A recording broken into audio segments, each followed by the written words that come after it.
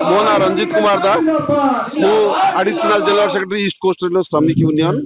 आज आम track maintainer भाई और भौणी मानकर बहुविध प्रोब्लेम को नहीं आज धारणा रे बसीचु।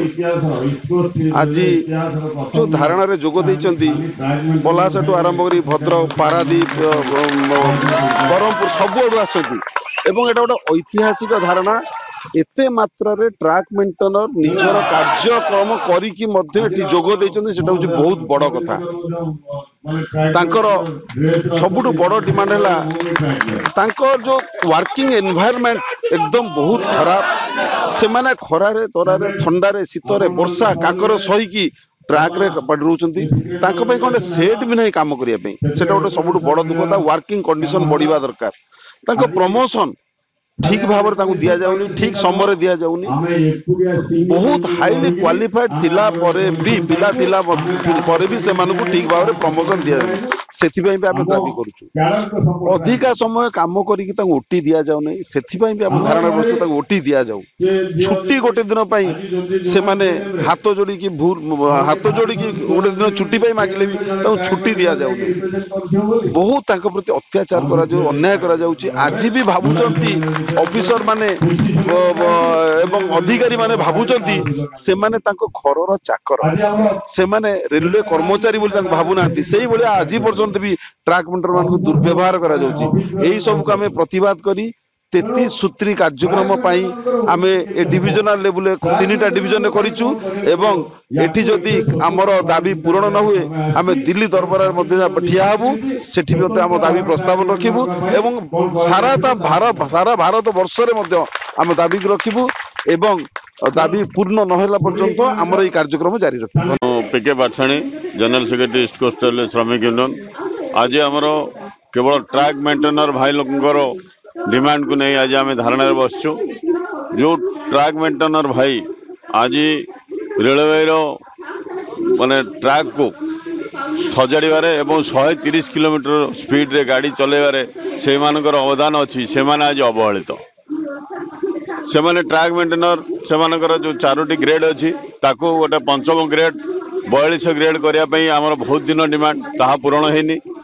ता सहित से माने जमती माने चाकरी टाइम रे जीवन शैली भल रही पार से गोटे रेस्ट रूम सब जगह हवा कथा ठीक भाव हवा कथा लैट्रिन बाथरूम सहित हवा कथा सेटा हो पारे एवं अन्य डिपार्टमेंट रे जमती एलडीसी देकरी से माने अन्य डिपार्टमेंट टिकट कलेक्टर हो गार्ड हो स्टेशन मास्टर हो सी परीक्षा देकरी एलडीसी रे जाई पार नांती। जो जीडीसी रे भी से माने जाउछंती जीडीसी परीक्षा देकी सेटा रेगुलर भाव रे करा जाई पार नाही। तेणु ये जो जीडीसी हो एलडीसी हो से ग्रेड पे कथा हो एवं 10% इनटेक गोटे अच्छे अलग डिपार्टमेंट को जो आजिकल पाठपढ़ा पिला माने आसिले से फ्यूचर जो कैरियर प्रोग्रेसन रहा कथा सेटा बर्तमान ट्रैक मेंटेनर भाई मान भितर ना एवं किसी सुपरवाइजर अच्छा जो मैंने निजको ब्रिटिश ऑफिसर ठू किसी कम भावना। तेणु यही सब कारण नहीं आज 35टी माने दाबी मुख्य गोटे मुख्य दाबी अच्छी से राति 20 किलोमीटर चलुंट पुणी देहरे जीपीएस लगाई। जो जीपीएस 3 फुट ट्रैक रू दूर को चलीगले आबसेंट मार्क हो चार्जसीट दिया होची। काली आप देखिए मेरा मंडल आम जड़े ट्रैक मेंटेनर भाई ट्रेन में कटिगले जदि आज जीवन हराउछंती ट्रैक रे ड्यूटी टाइम रे बेसी से ट्रैक मेंटेनर भाई। तेणु ट्रैक मेंटेनर होउछंती आम लाइफ लाइन। तेणु ट्रैक मेंटेनर जीवन शैली परिवार कैरियर प्रोग्रेसन केमिति भल हम तापाई सबुबले श्रमिक यूनियन आंदोलन करिछि। किंतु स्वतंत्र भाव आंदोलन आज आरंभ है।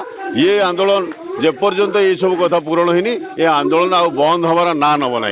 तेणु आम ये जो जीडीसी एलडीसी 10% इनटेक ये जो 20 किलोमीटर चलिक जाऊँ 12 किलोमीटर करिया एवं अष्टम वेतन कमिशन ने मिनिमम 50,000 टका बेसिक पे से पे आरंभ करवा और रिक्शा अलाउंस को बढ़ावा ड्रेस अलाउंस को बढ़ावा सहित से फाइनेंशियली आहरी साउंड करने जो आंदोलन दरकार ता सारा भारत वर्ष एवं ये मात्र 3 मास आम टाइम देवु।